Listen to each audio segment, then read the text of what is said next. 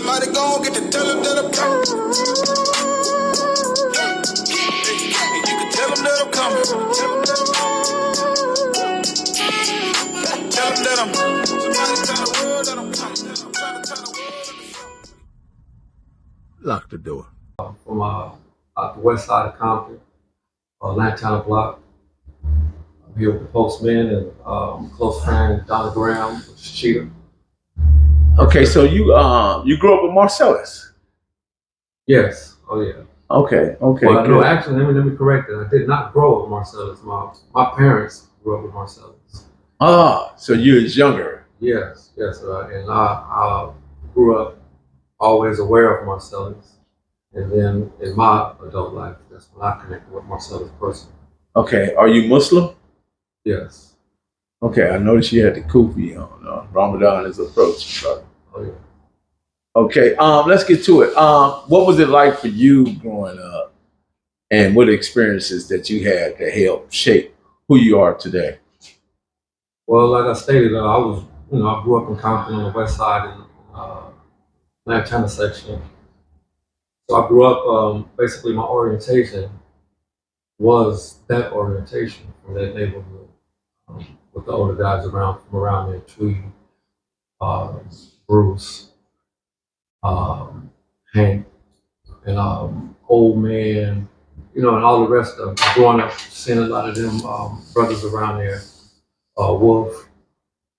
I grew up watching that influence. So that's quite naturally, as it is today, that became my orientation. Mm-hmm. Yeah.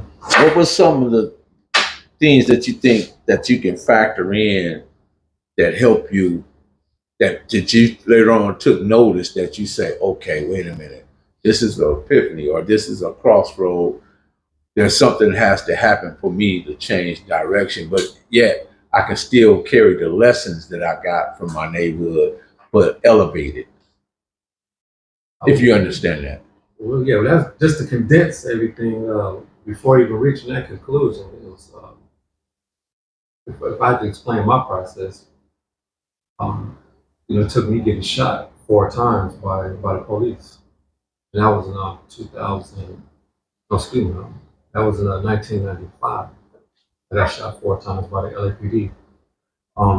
From that, I was quite naturally convicted for assaulting a peace officer with a firearm and drug charges. That's what led to me initially going to prison. Off that term, I did basically 10 years, 9 years and 8 months. So in that process, a lot happened within that gap. Go in active, go in the current mentality that you're in. Over the years, if you're fortunate enough, and if you got the right brothers around you, you can change your trajectory. Which happened to me up in there. So just to condense everything of how coming from that current lifestyle, being influenced from it, and what circumstances are influenced with, pretty much influenced me to change that. It was that process right there, getting shot up by police, being sentenced to prison, and just the whole experience that comes along with being incarcerated. All of the politics that happens in there, and the politics you belong to. You go through those processes, and hopefully, some people are fortunate to develop and grow from them, and that's my benefit of being here today. Do you think that addressing the socioeconomic factors is critical to reducing the gang culture in itself at this time? If we address the socioeconomic, in other words, the resources, how the resources get distributed through the city of Compton, do you think that if we address that initially, that we wouldn't be where we are today?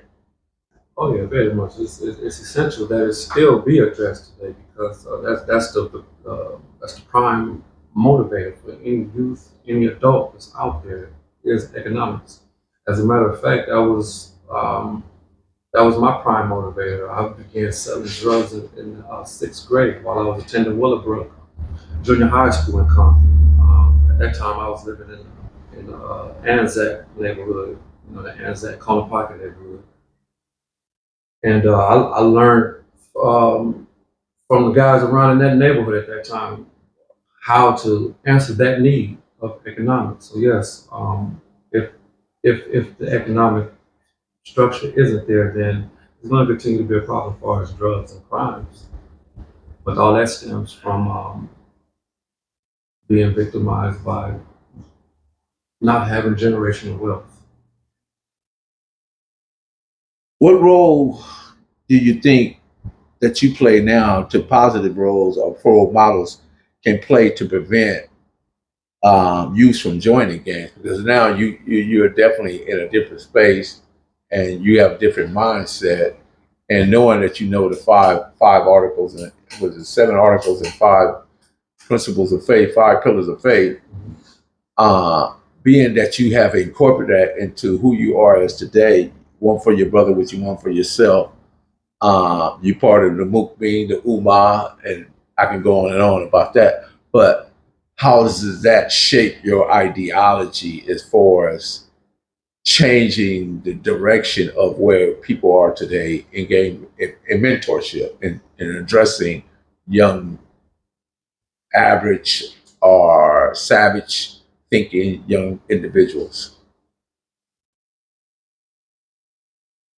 I know that was kind of long. Yeah, but no, it wasn't long. It was just the best way to answer because there's a lot of experience that I have that I can incorporate into that. But when it comes to faith side, that's the foundation for us for me. Is my belief system. When I was in my ways, as far as just in the gang culture, in the lifestyle, in the game, in prison, if it wasn't for the older brothers around me that took the time out to approach me when I was in my mess, who knows what direction I would have went or continued to go on in that path. So I never did forget that because if it wasn't for those kind of men that also came from the same conditions that I was still in, if they did not have that experience, they wouldn't be able to relate to me. So I never did abandon that. So I was always the one that, as I continued to grow in my consciousness, I never disconnected from the homies. I was all. Great way to answer that. Do you think today's youth are more vulnerable than you were as growing up? Yes, in many ways. The first way is black male leadership. They're even more at a distance from having any access to one in the home, let alone the community, and just all the other things. Lack of education, lack of infrastructure in the community. All these things are compound. Are they compound not having that initial leadership in the home from the father or uncles and brothers.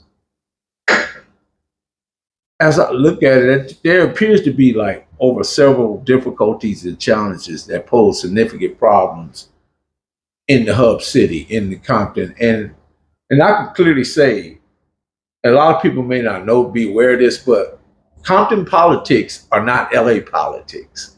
True or false? Very true.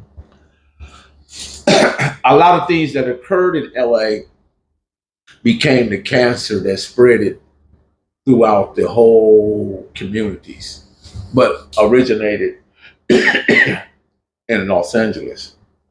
Now, there's some accountability on everybody's part. I get that, understand that. But at the same time, where do we draw the line and get back to being Compton? Like there, at one time, we were the hub, we were the CC riders. Mm-hmm. We didn't get involved in outside of our community what was going on. We had our own way of dealing with things, and we moved as one.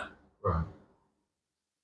And even to the degree, like if LA dudes try to attack the Pirus, if we didn't like was we protected them. Right. because we was in those pens. I remember clearly being in the pen, and the Paru was there, and clearly outnumbered. I mean, they could have just, but at the same time, it was a bunch of Compton dudes on it. We didn't let nothing happen to him because we knew it. We grew up with it. Right. And I just think that we don't share enough of that to show that we have a great deal more in common than we do not in common. And I can't, not speaking against LA or anything, but I think that, because there's no Hoovers in Compton, there's no gangsters in Compton. There's a lot of different gangs in LA that is not in Compton. And I think that we have a great deal too many labels when it comes to that, and that's inherently that's where the problem lies, because one is trying to be outbest the other. It's a competition, and we really want to get to the technical and look at it for what it is. It's just competition, Right. But it's a dangerous competition. What are your thoughts on that? What exactly, though, as far as when you say the competition? The competition is that my hood is bigger than yours, my hood is better than yours. Right. Or y'all weak over there. Nah, but we got these many bodies. This is the way these people talk, man. Mm-hmm. I play ball. What does that mean? But now they don't took that terminology and added to gang culture. I play ball. 7 years somebody said it. I play ball. That's indicating that they're a shooter. Mm. Yeah. That's an indication of that. Right. So there's certain things you hear when you listen to these guys, just what that is. And again, not because Crippen started in Los Angeles, Paru started in Compton. So the Compton send the Parus to LA, and LA send the Crips to Compton. Right. So I know that's like a cross reference right there in regards to what I'm speaking about.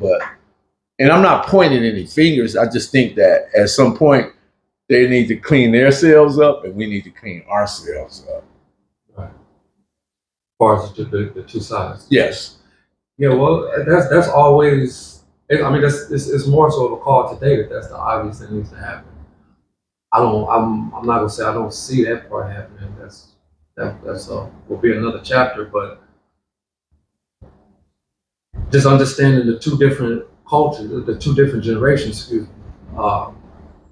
as when it comes to these different figures of a Marcellus, a Tookie Williams, or a Raymond Washington. When them brothers were participating in formulating the structure at that time, the conditions wasn't the conditions that they are now, for one. Right. Absent fathers in the home, the economic situation, the education system. All these are even much more compounded today, as versus when they were then. So when a gang structure or culture was formulating then, it was coming out of the civil rights movement. So it had a different movement to it, and it wasn't destruction. People were still familiar with one another. So you didn't have that initial hatred there. That grew over a period of time when them same brothers was removed from the process. And they were removed from the process at a time where they didn't have the opportunity to amend it. Mm-hmm. So the conditions were just left there for the next generation to come up, which was mines, and so forth. I don't think that people understand just how important Marcellus was to Compton, and him foreseeing down the road what things were and what needed to happen for Compton to have that say so. Yeah. And then he didn't let ego was not involved in him, because he reached to my homie Gangster, because they was both in the module, and they put together that CC Rider car. Yeah. They bought it together. They went up, and the way Marcelo explained it, he took an Able roll to the floor, to the roof, talked to them. He took Charlie roll to talk to them. but he didn't mix them all up. He took each row and they talked to them, and they was able to come up with a consensus to where they all was on the same understanding. Yeah. And they rode with that, and it stuck for many years.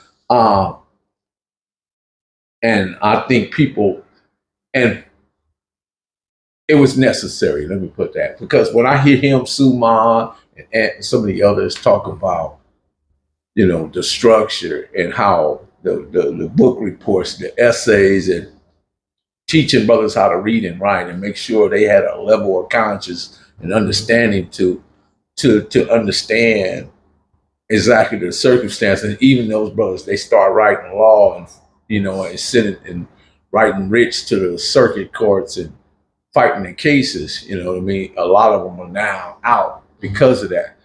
I don't think society actually society, or when I say society, I'm talking about the government, anticipated those brothers coming out and being like yourself. There's some intelligence that you guys was in there seeking knowledge, seeking information, and gathering yourselves and building yourself in a way that when you came out of there, you're gonna be very different than where you went in. Yes, absolutely. Yeah, and that particular brother, Marcellus, he's a name that comes up often in the many circles. All the time. I call him now. I got him on speed dial. Yeah. He's talking about he want my bank account and Social Security. I ain't giving you nothing. At least he's asking for it. Yeah, that's someone's asking service. It's just a joke he got going though. When he talking about leaving a message. Yeah, but it's definitely he's one of the more influential influences in my life. And I'm gonna speak fast forward right now because I've never had to speak on anything pertaining to me and his brother's history, experience, and anything. But I think it is important to say is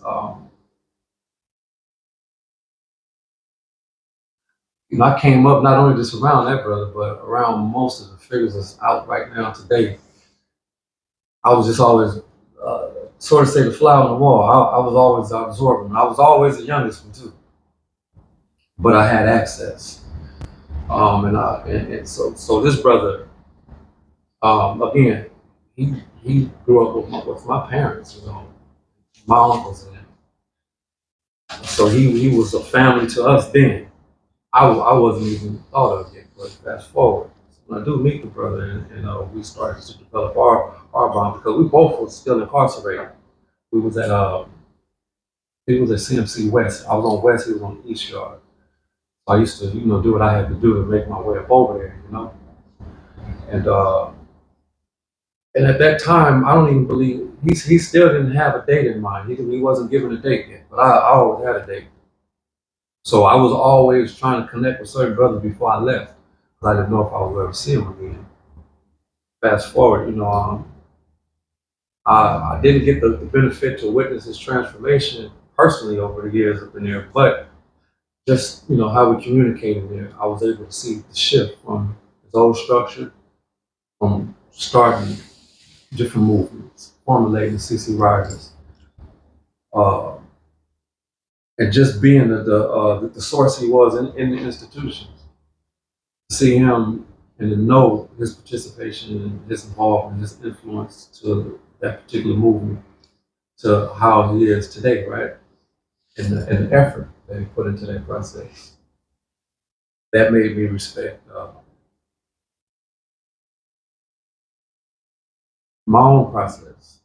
It was brothers like him that, and a lot of other brothers that I reached towards when I was making my transition. Right. Break when I was breaking ranks. Right. When I was breaking the chains. Right. From gang culture mentality life to another consciousness, right? Another movement. It was brothers like him and a few other G homies that was on the yard, man, that I used to always consult with prior to me formally, coming to the homies and stuff, letting them know what was going on about me stepping away. Because every yard we own, Compton Watch was just always thick. Mm-hmm. We're everywhere. So at that time, it was 32 of us on the yard. So it was just models like the brother Marcellus that supported me. That's a great model, man. I'm gonna tell you, man. Physically, both mental and physically, savage. Yeah. He's a savage, both mentally and physically. And I doubt if I ever get anybody to disagree with what I just said. Right. But what you would like to add before we get up out of here? Well, just as far as when it comes to girls and gangs and my organization, which is FLIP, Future Leaders Investing in Prosperity. That was an organization that was conceived and built while I was incarcerated. And prior to me leaving, paroling in 2004, I went in 1995, I paroled in 2004. So prior to me paroling, I was at Chuckawalla prison. A lot of my comrades, over the years, some on that day happened to, still be at that institution. So I was able to spend time with some of the brothers that caught me when I first came in, you know what I mean? But fast forward, so when I was paroling, without my knowledge, these brothers, man, from different sections, Compton, Watts, LA, Bloods and Crips, and a couple of Southsiders was in there too. They all pushed in and put together this huge card for me, like a life-size card, right? Everybody signed it, said what they said up in there and everything. But when I was leaving out the building, the whole building was just on the doors or out in the dorm, you know how it is, right? Mm-hmm. Escorted me out to the gate, to go on over to R&R, which was it was a different release. No one got released like that, I didn't expect it. I didn't know the impact that I had on a lot of brothers, let alone the impact they had on me. Fast forward, from that just solidified it. The card, the signs, people writing their messages in there. That was the obligation I carried leaving from those institutions. That I was going back to the community, to the women and children and men that was there and that were going to be coming men that left their women and children behind. So that's the primary goal of FLIP, is to answer that call. So people that want to get in touch with you, how do they get in touch with you? Well, as of right now, you Instagram, Facebook. Yeah, Instagram. What is your Instagram? Flip for Us that's the Instagram is Flip for Us, and just a phone number and emails, which you can find it on. What is your email? It's Flip for Us. No, excuse me. It's flipforchange@gmail.com. Again, it's Flip with 2 I's. FLIIP 4 and the word change@gmail.com. With that being said, Pastor Manuel, Narhon, Lantana, lock the door. Cali Miners, baby. Proof of grind all the time. Music money. Got a dollar sign. Hub City. I'm a street nigga. Streets fuck with me. I'ma keep pushing products till the feds get me. It's guap off top. Diamond Cartier. That nigga wall won't give a broke bitch the time of day. They see me climbing. They see me shining. That's hard work. Proof of grinding. New money got me tipping in that 550. Ali, bad man, and I'm so pretty. I got that tech with me. That's my hater sprayer. Go big, grind now, nigga, play later. What can I say? I'm addicted to this paper stacking. And I don't talk about it. I just make it happen.